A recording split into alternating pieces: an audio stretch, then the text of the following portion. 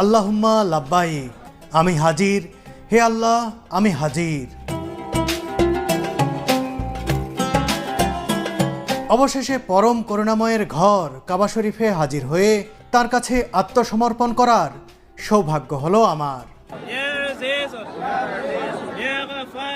কায়মনে স্রষ্টাকে স্মরণ করা, কাবাঘর তাওয়াফ করা কিংবা ছুঁয়ে দেখাটা একেবারে স্বপ্নের মতোই।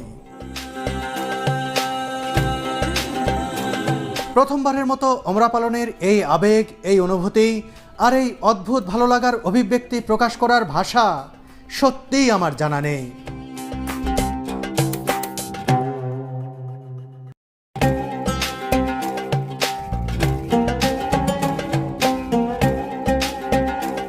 হোটেলে বিশ্রাম নিয়ে ওমরা সম্পন্ন করতে রাত ৮টার দিকে আমরা রওনা দিলাম মসজিদুল হারামের দিকে। আমাদের হোটেল থেকে মসজিদুল হারামের দূরত্ব